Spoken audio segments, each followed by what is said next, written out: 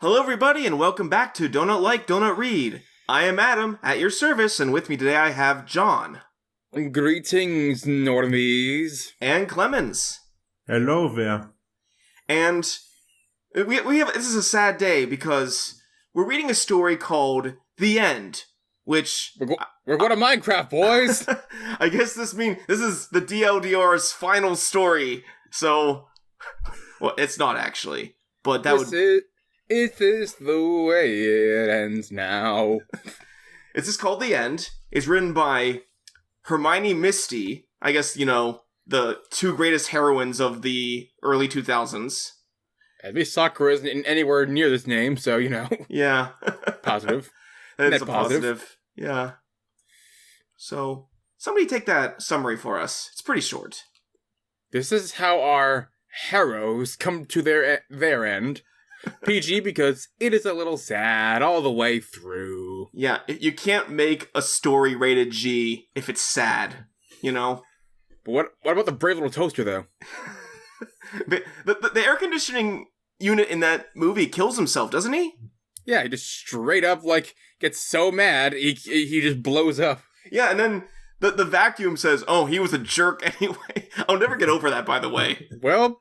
He wasn't wrong. He was not wrong. He wasn't wrong, but it wasn't very respectful. I just always like to remind people also, Disney's Hunchback is rated G.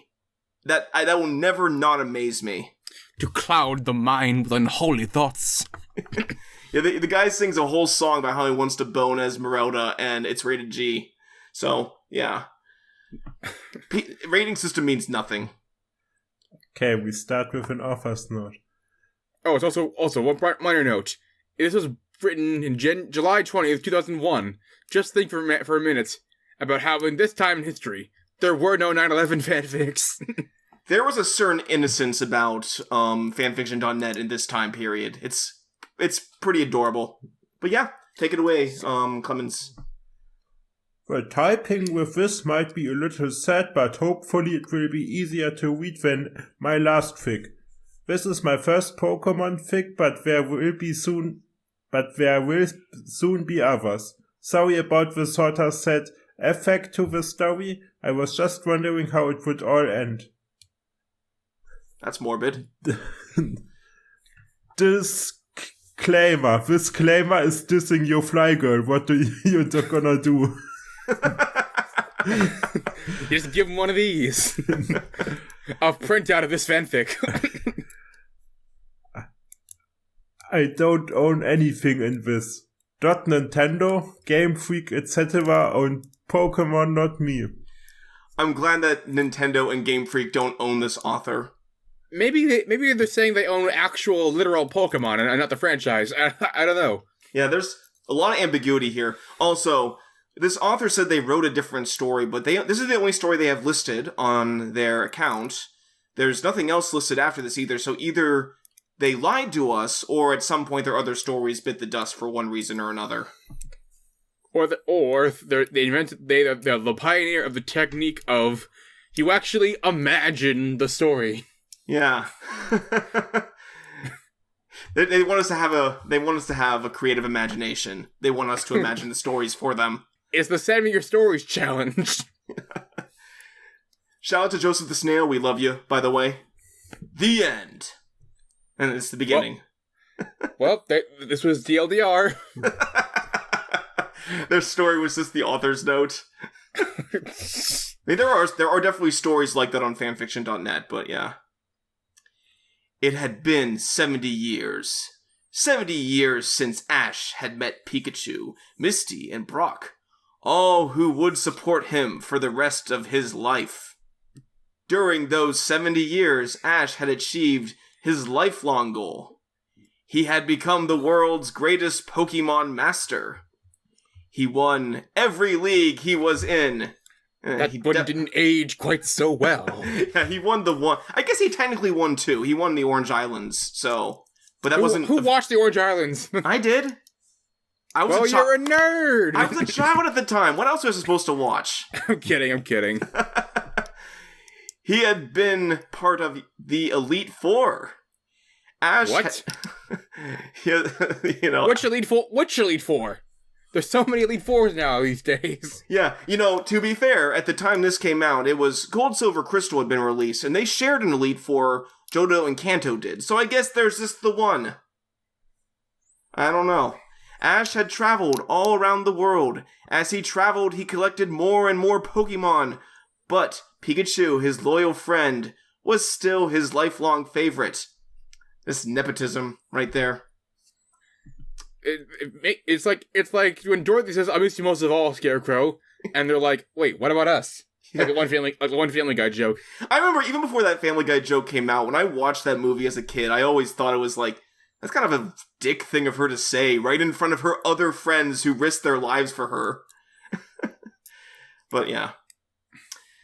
Misty and Brock had been with him every step of the way. Misty had captured all water Pokemon known, except Squirtle, Wartortle, and Blastoise. Oh, Suicune existed by now, by the way, so she somehow caught Suicune but never caught Squirtle. Well, the Master Ball, duh. Yeah, I guess Squirtle went extinct sometime after the show ended. Where do you think Turtwig came from? Just evolved into a land tortoise. Okay. She had become famous for that all around the world. She had become famous for not catching the ones that weren't legendary, I guess. She was a special sort of incompetent. She is the 1% of trainers who collect 99% of all the Pokemon, but not 100. Yeah. She just asked Professor Oak. He just seems to have he seems to just get Squirtles on the fly sometimes. Brock had become a world-famous Pokemon breeder. That one always weirds me out. Like he wants to breed Pokemon. Like, does he apply pheromones to the Pokemon? How do you do that? You know, it's never really. I don't think it's ever dived into in this show either. This show he talked about wanting to be a breeder, but he never did that. Like all he ever did was like, I guess, groom Vulpix and say, "I'm going to be a Pokemon breeder," but then he doesn't even enter contests. Like, dang it, my dogs are freaking out. I don't hear him, at least on my end right now. Just, Brock was all talk. The only Pokemon he ever bred was Pikachu in those Nate stories. Oh, I think I figured it out. Brock didn't have post-nut clarity. Yeah, he never got with any girls, so like he sublimated his desire. I'm gonna stop. He was known as one of the best Pokemon breeders of all time. But like all people, they got old. Well, as you do. I mean, not everyone gets old unless you die young, which Ash never got old. Ash lived forever as like a 11-year-old kid. Now he's 12. He's 12 now, okay. Ash is slowly growing old. After 30 years of traveling, they all settled down in Pallet Town. Ash started a Pokemon gym in Pallet. He was the Pokemon champion. Why would he become a gym leader? I guess that's the life cycle of all Pokemon pros. Yeah, you eventually retire, just own a little gym in Pallet Town, which is like 4 buildings. Very touristy destination there. Misty and Brock had opened up a hotel/breeding center. Wait, what? Ew, no. It's a Pokemon peep show. Oh, gosh. I don't think the author meant for that to sound as suspicious as it does. You can book our rooms by the hour. They just opened up a brothel. Brock handled the breeding center. Of course he did. Okay. Misty handled the hotel. So basically Brock was the pimp, and that was the business happening behind the scenes. But Misty had to take over a lot. A lot. Brock was always off giving lectures to breeding schools and such. Oh, what? Breeding schools? Man, shut up. Pokemon breeders don't need to be taught. It's like, put them both in a room, light a candle. There you go. That's what the daycare is for. And the great part about the Pokemon daycare is the daycare people, they say that your Pokemon had an egg. We're not sure how they have it, but they do. They left out the part that Pokemon bang. Oh my god, maybe Brock's onto something. Maybe nobody knows how Pokemon breed. I mean, have you guys played Gold and Silver and Crystal? Yes, I Silver go. Pokemon Crystal? I don't know what that... The second generation of Pokemon. Basically, it's funny in that game, you bring the Togepi egg to Professor Elm, and he freaks out. He's like, wait, Pokemon come from eggs? I'm like, bro, you're a professor. They have Pokédex entries in the first game that Pidgey lays eggs. Where the fuck have you been? And Pokemon have existed for like a long time. Even when you go, Pokemon Arceus, surely a Pokemon or two must have laid an egg somewhere. Yeah, I guess Professor Elm needed Brock. I guess Brock is very important to education. Even if he's very gross, the way we read these stories. They all lived on the same street all in a row. Gross. I wonder if they have a shared backyard like in Big Love. Wait a minute, what about literally all of Brock's siblings? Like all 15 of them. Fuck them. Who cares? The show definitely didn't care after he left. It went Misty's house, Ash's house, and then Brock's house. Know that Brock doesn't have an apostrophe there, so just all the Brocks live there. That's where I used to live. Before it was Barack Butler, I was the Brock Butler. Makes sense. They all shared one huge backyard. It is like Big Love. Holy shit. There they kept a few of their favorite Pokemon. Misty's favorite two Pokemon were, you guessed it, Psyduck and newly evolved Togetic. Wow, fuck Staryu, right? No, it's I think you read that wrong. It's Togetic. You were expecting it to be misspelled. Yeah, I always thought it was Togetic. It probably is Togetic. Pokemon names. Togetic. Where's the other G or J in that word? GIF. I don't know. Ash. It's Togepi. Togepi. It was the same Gus sound. Yeah. Ash usually kept Snorlax and Charizard and Pikachu in the house. He kept Charizard and Snorlax in the house. That's an impressive feat. Snorlax makes for a divine beanbag chair, okay? It does. Those look dope, by the way. I wish they weren't so expensive. Yeah, you gotta get a Pokeflute, and God knows those things are hard to come by. Yeah, you gotta save an old man from a tower if you want to even think about getting one of those. Charizard occasionally went out on missions to become stronger, but he always came back. What do you mean missions? When he was left when Charizard left to be with the other Charizards in the Charizard plantation. Yeah, it's just. But he came back during the third movie when he saw that his friend was in danger. So or when he went on a mission to assassinate the president. Jesus.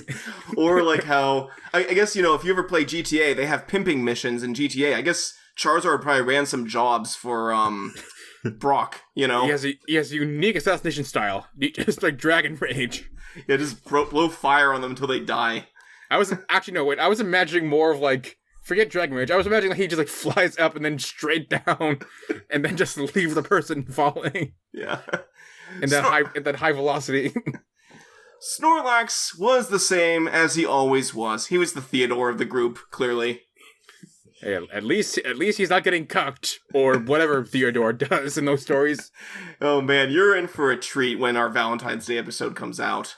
Oh no, does Snorlax get cooked? No, he doesn't deserve that. No, I'm talking about Theodore. You'll find out. Oh, phew, that's fine. Brock kept all of his Pokemon there since he didn't have very many. Oh. I guess Onyx, though, is huge, so whatever. That'd take up a lot of space. One day, something amazing happened. Ash and Misty thought the world was going to end. What? How amazing. What?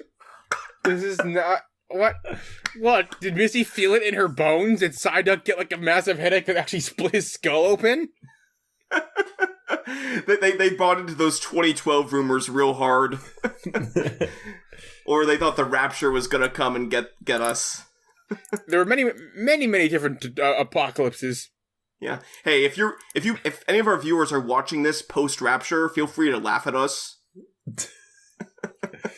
Yeah, if you are in the post-apocalyptic world with Sylvace, the guardian angel, you probably hacked our account and saw something you were not meant to see. I mean, quite frankly, all of our viewers, I don't think any of our viewers are going to get raptured because we've all been tainted by these stories, so. They thought the world was going to end. Brock had continued to ask all of the Nurse Joys and Officer Jennies out, so he didn't change. Just one more thing about the rapture. All dogs go to heaven, but people who listen to Chipmunk fanfiction don't. I mean, yeah. So I guess all chipmunks just go to hell. I mean, there was plenty of incentive for Alvin to turn bad. I mean, why?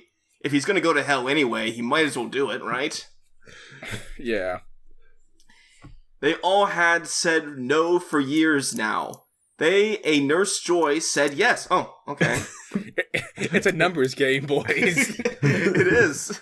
I mean, that's how pickup artists do it. You gotta just ask a lot of women, and most of them are gonna see through your bullshit, but eventually someone's gonna say yes. It always gets you that there's just like an entire like sub-race of humans that are just Jennies and Nurse Joys. Like just a Nurse Joy and like Officer Jenny family. Yeah, it's just those genetics are strong. They just only produce women, and they're all like the same. She was from his hometown of Pewter City, for that matter. They fell in love. A couple of months later, they had a wedding. It was beautiful. Life continued on. Nurse Joy became part of the family. What the fuck happened with the world ending? It's like, impossible! Somebody actually said yes to Brock's advances? Like that kind of logic thing. Maybe that's why they thought the world was... Maybe that's the joke here. They thought the world was ending because Brock actually got a girlfriend. Let's be honest. Did anyone expect that? No one does. No, it's a numbers game. He asked so many women out, eventually someone's gonna say yes. Statistically speaking, it has to happen eventually. I think that was the joke, actually. I don't think they actually thought the apocalypse was coming. God damn it, Hermione. Misty. Yeah, you got us, Hermione Misty. Well played. One day, a terrible thing happened. Nurse Joy was out taking care of Ashes... That's just Ashes, like not actually the trainer. Herd of Tauros. Something had spooked them, and they stampeded. She was killed. What? Wow, just what? So like no like Pidgeotto. Like Pidgeotto just doesn't hang around, doesn't catch them, or whatever the hell. Nope, she's dead. Rip. Well, thank you, Hermione Misty, for introducing this great joy and then taking it away from Brock. The man has had the pickup artistry game on lock. You can't take this away from him. Yeah, this story is actually about the tragedy of Brock and just how he lost everything after years of trying. Ash felt horrible. Misty assured him that it wasn't his fault. Brock, however, was in terrible shape. He was totally heartbroken. After Ash got through with blaming himself, he started to comfort Brock. He had to worry about himself first, I guess, yeah. They were now getting older and older. The Hay decided that it was for the best that Brock move in with Ash. What? No! Stop that! No! They live like they live like they're next door neighbors. All of his socks must be hard as rocks. They're next door neighbors. Like, they share a backyard. I don't think he needs to move in with you. Like, just give him a key to your house. Personally, I would shoot all those Tauros dead. And they'd make a fine roast. Yeah, you have to put them down. That's how it works. They kill somebody, you gotta put them down. Yeah, you gotta breed the violent ones out of the population, which is all of them. That's why they're endangered. After a few months, Misty moved in with them. It was a huge house. Did they, like, combine all their houses together then? Or whatever. How else would they fit Onyx? Yeah. How do you think they fit in Snorlax? He just needed a huge-ass house. I guess when you're the champion, you can afford it. They each had their own little section, but mostly they stayed together in the middle of the house. Finally! Finally, after over 30 years, Ash finally fell in love with Misty. So, like, they were, like, in their 40s now. It took them a long time. That's, like... They're thinking, oh, my parents are in their 40s, so that must be when people fall in love. No, it's totally the whole, like, with your friend, if you have a really good friend, and you both say, if we're not married by 40, let's get married. That way, that was really just what happened. It did not work for either of them. Somehow Brock had more romantic success than they did. Because he actually kept seeking stuff out. Yeah. I mean, Ash was probably just too busy, I guess, running the gym.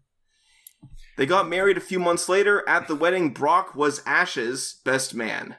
They just forgot that apostrophes existed. All of Ash's and Misty's Pokemon came to watch. None of their friends, just the Pokemon. Before the wedding... All of them, yeah. Brock talked with Ash. So I made a mistake here. I thought it was Ash and Misty. I guess this is Ash and Brock. So whoever's voicing Misty is voicing Brock. Yeah, I'm just gonna say, I think Brock as the best friend appreciates seeing all of the Pokemon responsible for his wife's death at the wedding.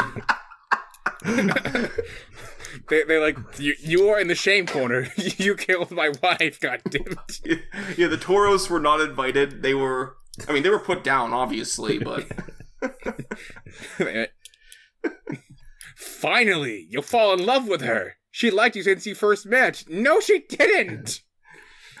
I guess stealing someone's bike and blowing it up works. Yeah, DLDR love tips. If you want a girl to like you, destroy her bike. Then she has no choice but to follow you forever. Because you establish value by establishing debt. So wait, Ash was playing the dentist system the whole time? Of course he was. What do you think? Dennis learned all his moves? She did? Yes, you idiot. Brock told him playfully. After a few years, they couldn't move around as good as they used. They were only in their 40s. Like, they weren't like, yeah, when you're in your 40s and 50s, you do start to, like, your mobility kind of does drop a little bit, but you're not, like, wheelchair bound. Ash gave his gym to his second-in-command, one of Brock's little sisters. Oh, I guess one of his siblings does appear here. Oh, now they remember them when it's convenient. Yeah. Misty and Brock handed over the hotel/reading center to one of Brock's siblings. Nope. No one should touch that. They should burn it to the ground. It smells like musk in there. They finally all just stayed at home, resting and playfully battling their Pokemon. So they battled their Pokemon, but they themselves battled their Pokemon. So, hang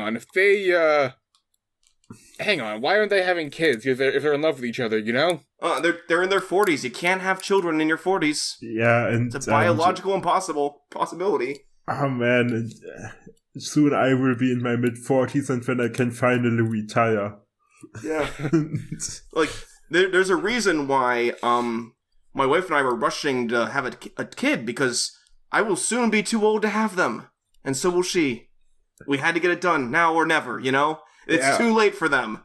And the kid needs to be at least a little bit grown up so they can take care of you when you are in your 40s and you can barely move. You become partially catatonic. Yeah, they'll give the responsibility of caretaking to one of Brock's other siblings. Apparently that's what they're here for, just to fill in the gaps. But after a few years of that, they couldn't do it anymore. It was just too much work. Oh yeah, Snorlax. You just look at how much work it is just to feed a thing that always stays in one place. Yeah.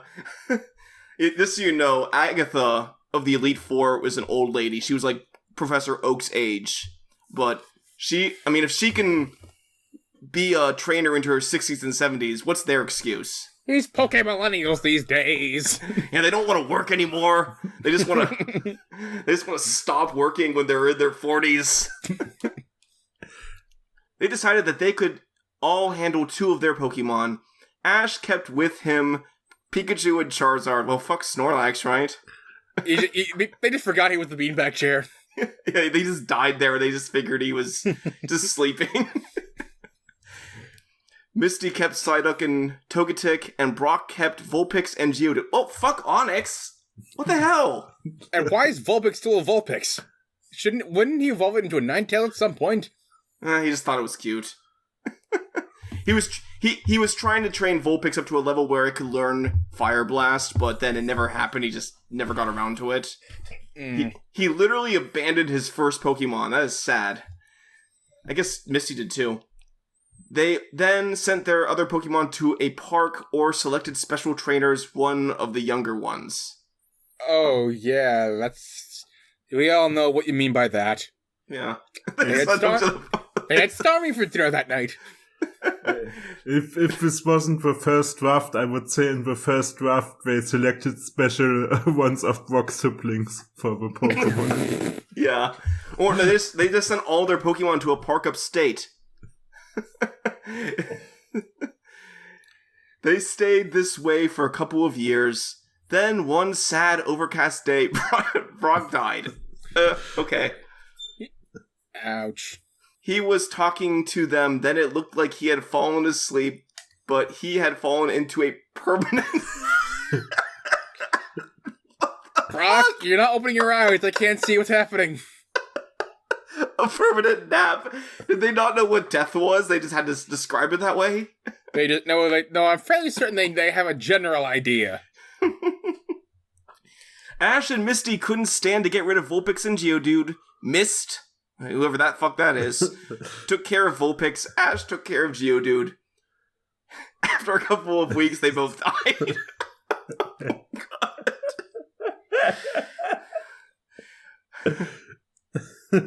Geodude became an actual rock. Yeah, they brought in a doctor. The doctors from Revenge of the Sith. They're like, they've lost their will to live. They had pined for their owner of over 50 years. So, Brock would have only been in his 60s. Not that you can't die in your 60s, but it just feels... I feel like the author doesn't have an understanding of age in general. Another couple of years passed. Togetic and Psyduck had passed away from old age. One peaceful day, Misty died in her sleep. Ash was devastated. He would have been finished with it, but he's too old for that. Yeah. I mean, if the guy from Emperor's New Groove can be thrown out a window, what's his excuse?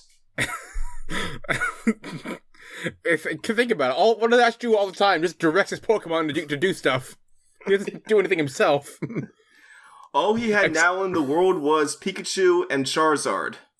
To be fair, it is kind of weird that Pikachu lived for like 50-some years. You'd think that like a little electric rat would have like a 10-year lifespan or something. At least we can all agree that Butterfree ever is dead. At this point. I mean, why do you think Butterfree never came back? It was eaten by a Fearow, clearly. Ouch. Yeah. I mean, prove that I'm wrong, viewers. Come on.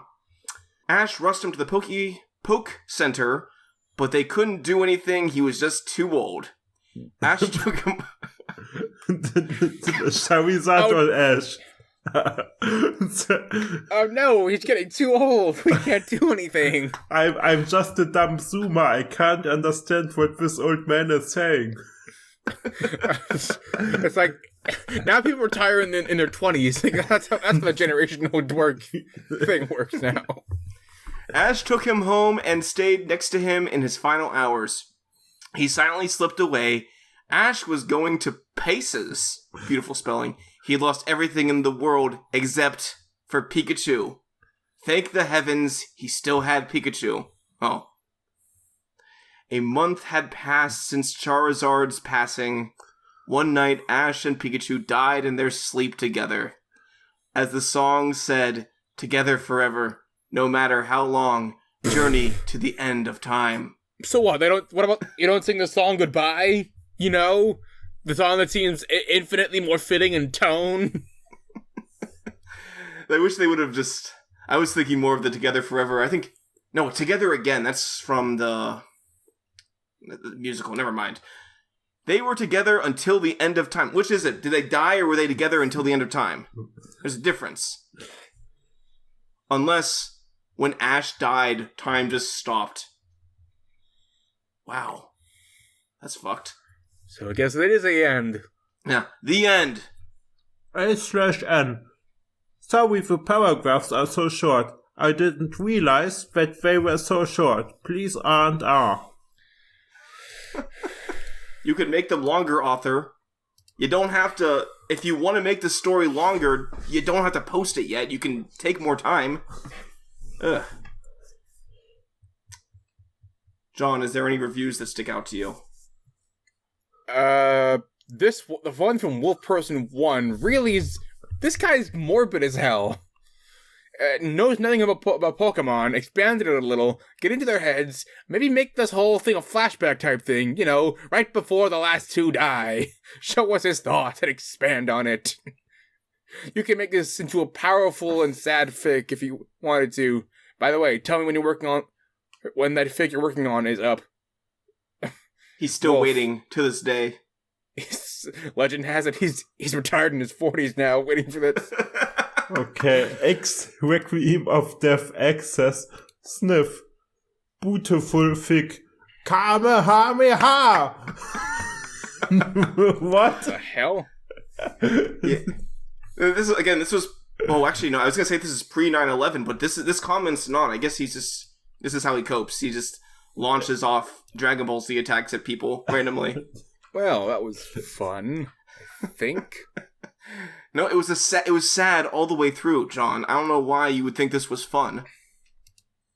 That's why I said I think. I'm not entirely certain. Yeah, and when Julio sees this, he will sigh and know that he has to write the LDR fanfiction about us in our 40s being barely able to move, sitting home retired, and then and then Adam died. 2 weeks later, Clemens died. John thought, phew, I'm lucky I'm still alive. Then he died. Never suspecting that it was Rouge killing me in my sleep. Yeah, guys, I have... In a decade, I'm going to be in my 40s. I'm going to be too old to record with y'all. So, enjoy it while it lasts. As always, leave the author alone, or we will have a Tauros stampede murder you. Or we will open up a hotel/breeding center with you. Yeah, that was weird. I forget that. Cut that one out.